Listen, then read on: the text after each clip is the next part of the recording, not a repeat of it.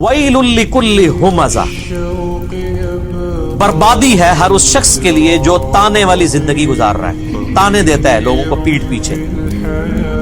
الَّذِي جَمَعَ مَالًا وَعَدَّدَهُ، اور اس کی حالت یہ ہے کہ وہ مال جمع کرتا ہے اور اسے گن گن کر رکھتا ہے۔ اپنی حالت اس کی یہ ہے کہ پیٹھ کے پیچھے لوگوں کے عیب تلاش کرتا ہے، لوگوں کو تانے دیتا ہے، برائیاں بیان کرتا ہے، اور اپنی حالت یہ ہے کہ اس نے مال جوڑ رکھا ہے اور اسے گنتا رہتا ہے۔ یعنی مال کی محبت کے ساتھ یہ چیزیں امپلائڈ ہیں کہ آپ کو مال کی محبت اس لیول تک لے جائے گی کہ آپ لوگوں میں عیب تلاش کرنا شروع کر دیں گے، لوگوں کی برائیاں نکالنا شروع کر دیں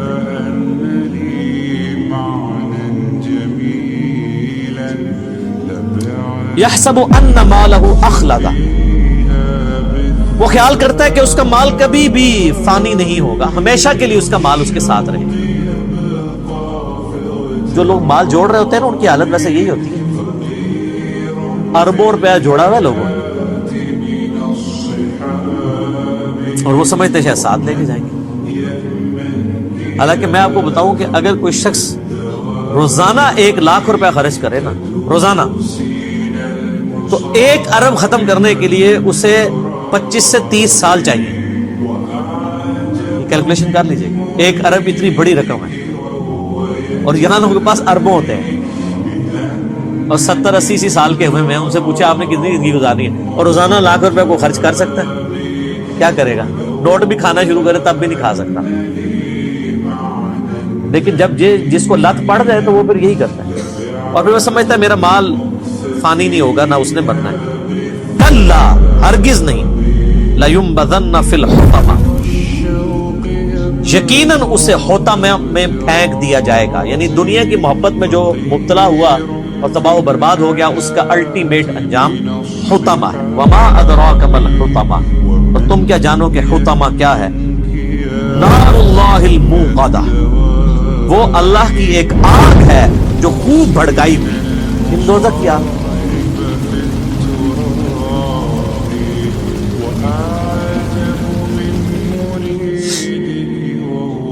التی تطلع علی الافئدہ، جو دلوں تک پہنچ جائے گی۔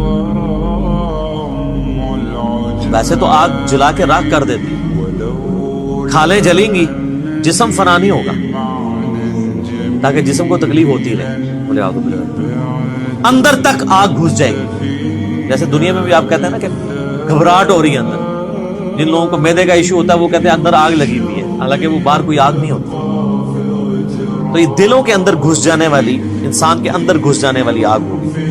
انہا علیہم مؤصدہ، اور وہ آگ ان پر بند کر دی جائے گی، فی عمد ممددہ، لمبے لمبے ستونوں میں۔ کوئی اللہ تعالیٰ نے کوئی بڑے کیپسولز ایسے بنا کے رکھے ہوئے ہیں، ایسی بھٹیاں بنا کے رکھی ہیں کہ اس کے اندر بندوں کو پھینک دیا جائے گا اور اس کے بعد لاک لگا دیا جائے گا، وہ اسی بھٹی کے اندر رہیں گے، لمبے لمبے ستونوں کی فارم۔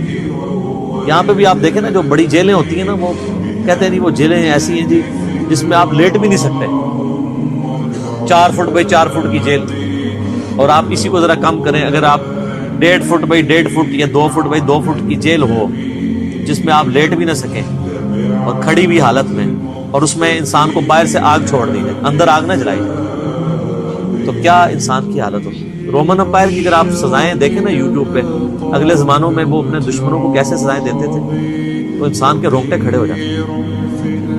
بڑے بڑے انہوں نے بیل بنائے ہوئے تھے لوہے کے، لوہے کی چادروں سے بیل نما، یعنی انہوں نے مجسمے کھڑے کیے ہوئے تھے، اور اس کے اندر باقاعدہ بندے کو ڈالتے تھے، اور پھر وہ اس کو بند کر دیتے تھے، اور نیچے آگ روشن کر دیتے تھے۔ تو اس بندے کی جب چیخیں نکلتی تھی، وہ جیسے کہ وہ ایک گائے کی چیخ نکلتی ہے نا تکلیف کے وقت، تو ویسی وہ گائے کے منہ سے چیخیں نکلتی تھی، اور اس کو وہ انجوائے کرتے تھے۔ یہ تکلیف دی جاتی تھی۔ تو یہی اسی قسم کی تکلیف ہے جو اللہ تعالیٰ ہمارا ہے کہ ہم انہیں آگ پہ بڑے بڑے ستونوں میں بند کر دیں گے آگ کے اندر، اور ان کے اوپر آگ چھوڑ دیں گے، اور آگ ایسی ہوگی جو ان کو جلا نہیں رہی ہوگی، اندر گھس رہی ہوگی، انسان کے اندر تک۔ یہ کوئی امیجن نہیں کر سکتا، یہ یقین کریں قرآن لوگوں نے نہیں پڑھا تو اس لیے وہ سمجھتے ہیں کہ کوئی اللہ تعالیٰ کوئی نعوذ باللہ کوئی بڑی نانی اماں یا دادی اماں ہے، اس نے اینڈ پہ سب کو معاف کر ہی دینا ہے. اتنا آسان معاملہ نہیں ہے، بڑا مشکل معاملہ ہے. اور آپ یہ دیکھیں کہ جب یہ آیات نازل ہو رہی ہیں عربیوں کی زبان میں تو ان کی کایا قلب تو پھر ہوتی تھی. ہم تو صرف ترجمہ سن کے تو ہماری حالت بدل جاتی ہے، تو جن کی اپنی زبان میں یہ چیزیں نازل ہو رہی تھی ان پہ کیا کیفیت گزرتی ہو. اللہم اجرنا من النار. آمین.